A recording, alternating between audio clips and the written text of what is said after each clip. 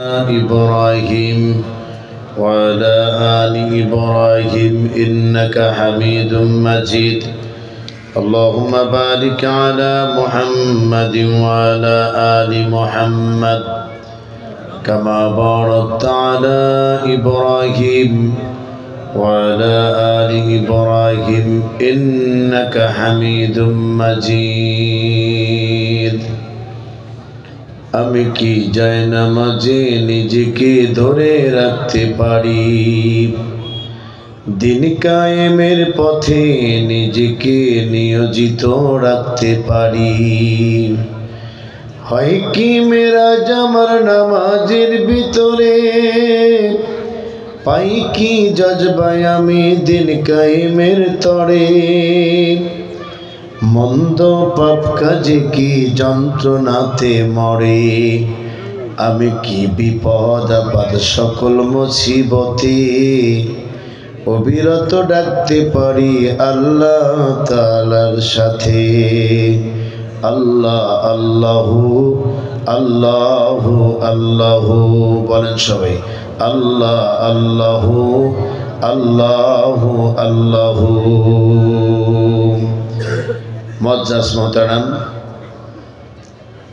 দ্বিতীয় বার্ষিকী তাফসীরুল কোরআন মাহফিল ইন্তেজামিয়া কমিটি বন্দর আলী দারুল কোরআন মডেল মাদ্রাসা অনুষ্ঠিত হতে যাচ্ছে আজকের এই প্রোগ্রামের শেষ অধিবেশনে আমরা যুক্ত হয়েছি মহান মনিবের দরবারে প্রশংসা করছি যে মহান তাবারক ওয়া তাআলা আজকের এই অনুষ্ঠানে আমাদেরকে যুক্ত করেছেন। আজকের অনুষ্ঠানের প্রধান অতিথি যিনি আমাদের প্রিয় শওকত হোসেন সরকার ভাই, যিনি গাজীপুর মহানগর বিএনপির সংগ্রামী সভাপতি, আজকে সভাপতিত্ব করছেন আমাদের আরও একজন মুরব্বী কাশিমপুর থানা বিএনপির সংগ্রামী সভাপতি জনাব আলী হোসেন।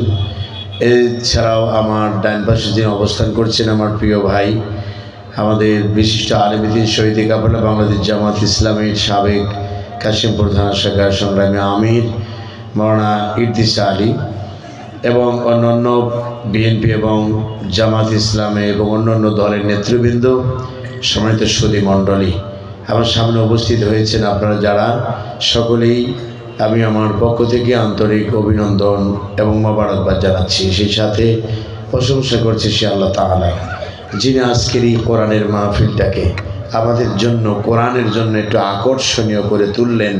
কেননা মানুষ যা না শুনতে পেত এখন তা শোনার আগ্রহ এবং শোনার পরিবেশ হয়েছে, বলেন ঠিক কিনা?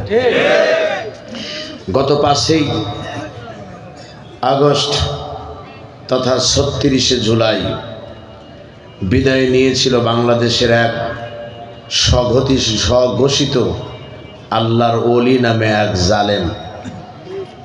নিজেকে দাবি করত পর্দা, নিজেকে দাবি করত পটি পড়া, নিজেকে দাবি করত তসবি পড়া, নিজেকে দাবি করত সকাল সন্ধ্যা কোরআন পড়নেওয়ালি।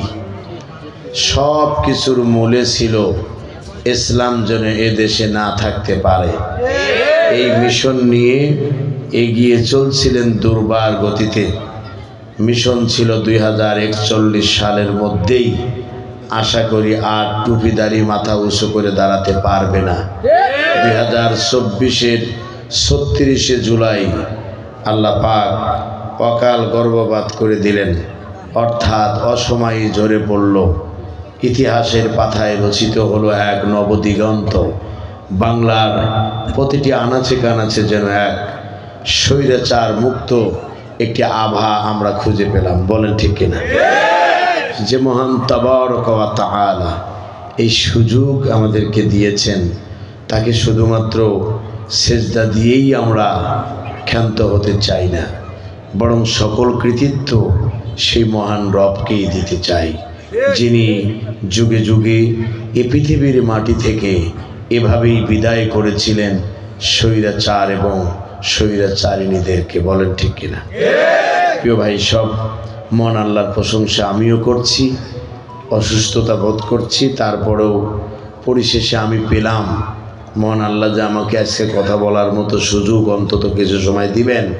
প্রশংসা করছি আল্লাহর, পড়ছি আলহামদুলিল্লাহ। পড়ুন সবাই রব্বানা লাকাল হামদ হামদান কাসীরান তয়্যিবান মুবারাকান ফীহি। লাখো কোটি দরুদ এবং সালাম বর্ষিত হোক আমাদের একান্ত প্রিয় নবী, প্রিয় রাসূল, প্রাণপ্রিয় নেতা সাইয়্যিদুল মুরসালিন রাহমাতাল লিল আলামিন। গোটা বিশ্বের এই বৈষম্য দূর করার জন্যে, যার চরিত্রের কোনো বিকল্প নেই, পৃথিবীতে একমাত্র ব্যক্তি যার চরিত্র অনুসরণে বৈষম্য মুক্ত সমাজ বিনির্মাণ করা সম্ভব, তিনি হলেন আমার আপনার নেতা, আমার আপনার নবী, বিশ্ব নবী জনাবে মুহাম্মদুর রাসূলুল্লাহ। সকলেই পড়ছে সাল্লাল্লাহু আলাইহি সাল্লামের প্রতি গভীর শ্রদ্ধা এবং ভালোবাসা। যুগ যুগ ধরে চলছে হক এবং বাতিলের দ্বন্দ্ব এবং আবহমান কাল জুড়ে চলতে থাকবে। এটি অব্যাহত আছে এবং চলবে কিয়ামতের আগ পর্যন্ত। বলেন ঠিক কিনা? এ পথে যারা জীবন দিয়েছে এবং আগামীতেও দিবে, উভয়কে যেন আল্লাহ পাক কিয়ামতের দিন তার বিশ্বনন্দিত, তার বিশ্ববরেণ্য এবং সৃষ্টির শ্রেষ্ঠ মানুষ মানবতার নবীর সঙ্গে হাসরের ব্যবস্থা করেন। বলেন আমিন।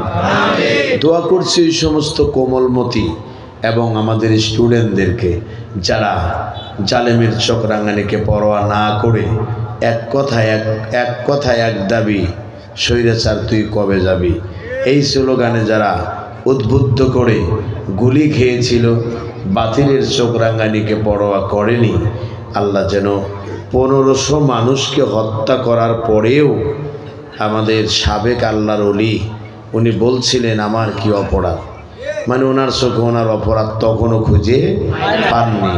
তাহলে আরও মারার দরকার ছিল, তা মারতে পারেনি।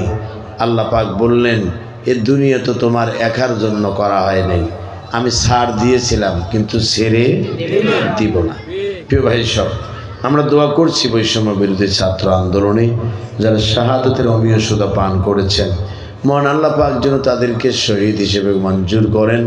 আমরা পড়ছি আল্লাহুম্মা আমিন। আগামীর দিন হোক বৈষম্য মুক্ত দিন, আগামীর দিন হোক কোরআনের দিন। এই প্রত্যাশা নিয়ে এগিয়ে যেতে চাই। কোনো জালেমের, কোনো চোখরাঙ্গানি, কোনো ষড়যন্ত্রকারীদের ষড়যন্ত্র এ তৌহিদি জনতা আর মানবে না। বলেন ঠিক? প্রিয় ভাই সব, আসলে আমি দীর্ঘ সময় অবস্থান করেছি, আপনাদের অনেকের বক্তব্য শুনেছি, পরিশেষে আমি নিজেই বক্তব্যের রুচি হারিয়ে ফেলেছি। তার কারণ যেখানে 10টায় মঞ্চ পাওয়ার কথা সেখানে পেয়েছি 10:30টায় চেয়ার, আর মাইক পেয়েছি 10:45টায়, 11:30টায়। তাহলে সেক্ষেত্রে অনলি 1 ঘন্টা আলোচনা করার একটি সময় আমাকে পেয়েছি। আশা করি আপনারা আমাকে রেখে চলে যাবেন নাকি? তবে আগামীকাল প্রোগ্রাম আছে আমাদের জরুন খেলার মাঠে, সেখানে আমার আশা করি খেলা হবে ইনশাল্লাহ। বলেন আমি আশা করি কর্তৃপক্ষকে বলবো যে আমার টাইমটা যেন আমার মতো করেই দেওয়া হয়, এবং ওই মাঠে অনেক কিছু বলার আছে। বলেন ঠিক কিনা? এই কাশেমপুরের জমিনে হেলালি সাহেবের বক্তব্য মন ভরে প্রাণ ভরে এই জাতির মানুষকে শুনতে দেওয়া হয়নি। আমি কোনো আহামরি কোনো বক্তা নয়, আহামরি কোনো আলেম নয়, কিন্তু জালেম এবং স্বৈরাচার যারা ছিল তারা আমাকে এক আতঙ্কের মূর্ত প্রতীক মনে করত, এর জন্য তারা আমাকে কথা বলতে দেয়নি। বলেন ঠিক কিনা? ভাই সব, আমার কোনো আফসোস নেই।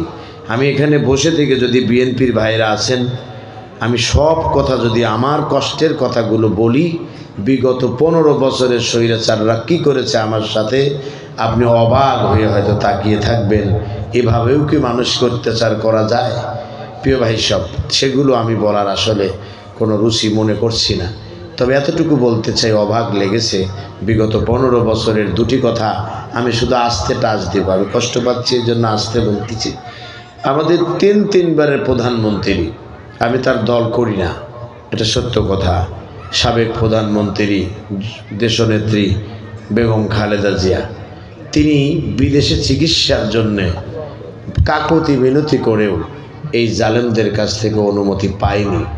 অথচ এদেশ থেকে চুরি করা টাকা দিয়ে, গরিবের টাকা দিয়ে দেশেই শরীর পরীক্ষা করাতে পারত, তা না করে বিদেশে জনগণের টাকা দিয়ে ভ্রমণের নামে ঘুরে আসতো, হাজার হাজার কোটি টাকা ব্যয় করে। বলেন ঠিক? অবাক লেগেছে তেনার মতো একটা নেত্রীকে, হাসানুল হক ইনুর মতো এক বামপন্থী যা ওয়ার্ডে দাঁড়ালে জামানত বাতিল হয়ে যাবে, সেও বলছে পার্লামেন্টে দাঁড়িয়ে মাননীয় স্পিকার বেগম জিয়ার এদেশে রাজনীতি করার অধিকার নাই। আমি নিজে শুনেছি সেই বক্তব্য। অবাক লেগেছিল সেদিন যে আমরা মানুষের মূল্যায়ন করতে শিখেছি। তারা তাদের আতঙ্কিত জনপদ বানিয়ে তারা বলেছিল এদেশ থেকে যেদিন ক্ষমতা চলে যাবে 5 লক্ষ মানুষ মারা যাবে। আমরা 5 জনকেও বিনা কারণে কেউ মারতে যায় নাই।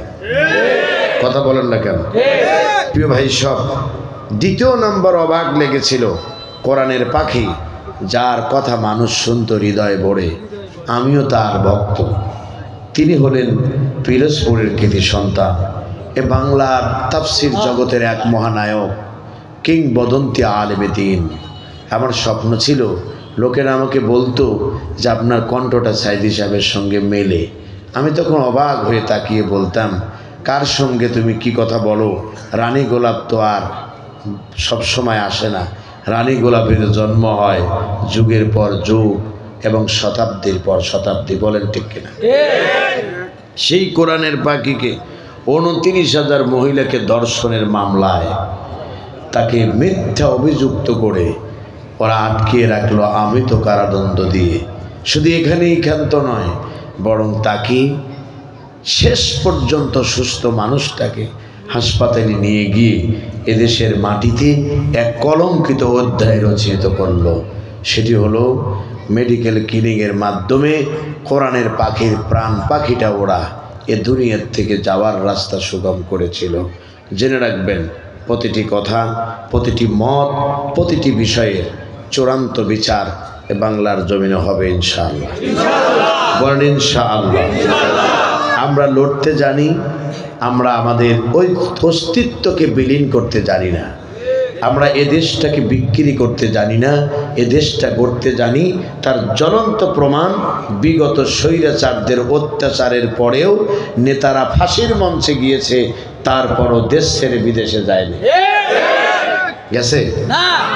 প্রিয় ভাই সব, আমরা অনেক কথা, আমি তো বললাম যে যদি শোনেন বলবেন যে আপনি অনেকক্ষণ বলেন, কিন্তু আমি তো বলবো না। আমি অনেক চিন্তা ভাবনা করলাম যে অল্প সময় কী ওয়াজ করা যায়। একটা আয়াতের একটু ব্যাখ্যা করে চলে যেতে চাই ইনশাআল্লাহ। বলেন না, এই আবেগ বন্ধ রাখেন, সারা রাত তো হবে না। আর আমি নিজেই 12টার পরে থাকবো না, আমি সারা রাত জাগা মানুষ। আমার সাংগঠনিক প্রোগ্রাম ছিল, আপনারা জানেন যে হয়তো সেখানে আমাদের অনেক মুফাসসিরে কোরআন আগামী দিনে এই বাংলাদেশের পার্লামেন্ট নির্বাচনে অংশ নেবে ইনশাআল্লাহ। আমি কিন্তু কারোর নাম বলিনি, আপনারা মনে রাখবেন। হয়তো বা আপনারা শুনতে পাবেন যে অনেক ওলামায়ে কেরাম এদেশের মাটিতে প্রতিনিধিত্ব করবে পার্লামেন্টে। আলহামদুলিল্লাহ। বেগম জিয়ার একটা কথা বলে মনে আসলো আমার, রাগ করতেছেন নাকি আপনারা? আমি সাথিয়াতে প্রোগ্রাম ছিলাম, পাবনাতে কয়েকদিন প্রোগ্রাম করেছি আমি। তো পাবনার সাথিয়ার সম্ভব